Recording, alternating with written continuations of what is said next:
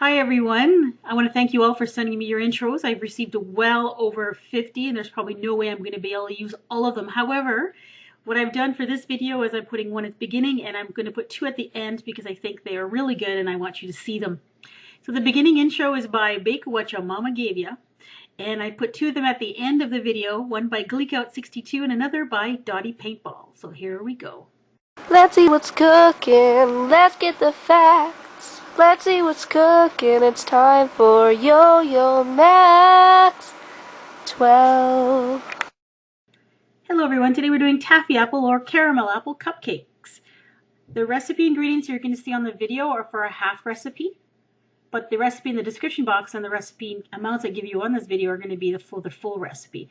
Forgot to turn the camera on when I mixed up my dry ingredients. So in that bowl is 1 3/4 cups of all-purpose flour, a teaspoon of baking soda, a teaspoon of ground cinnamon, and a half a teaspoon of salt. Mix that together, put it aside.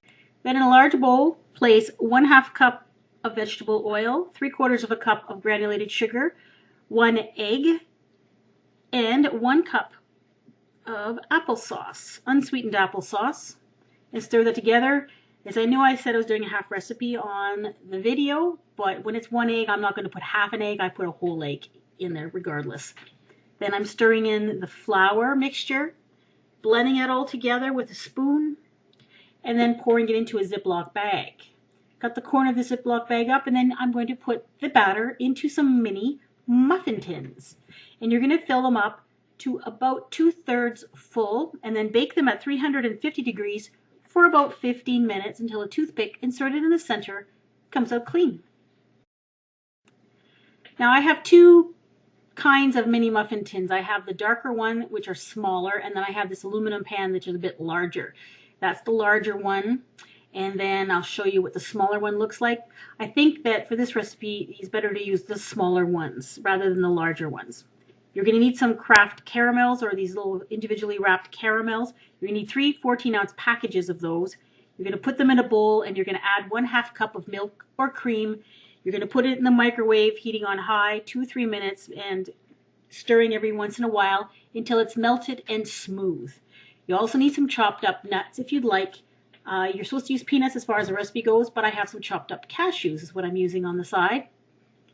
Then you take the muffin after it's been cooled, take it out of the muffin liner, insert a popsicle stick, and then you're going to spoon the caramel mixture over top of the cupcake.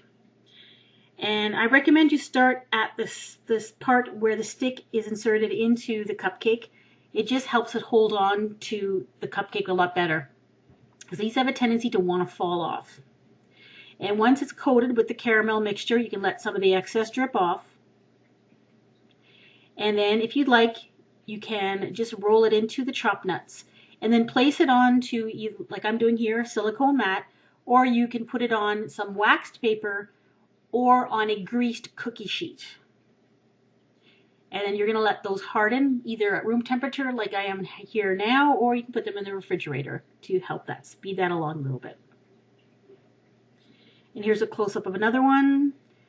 Insert the popsicle stick, don't go all the way through, go about halfway, and then just spoon the caramel over top. Another way you can do these is just to put them on a cookie sheet and just drizzle some of the caramel over top if you don't want it completely coated with the caramel.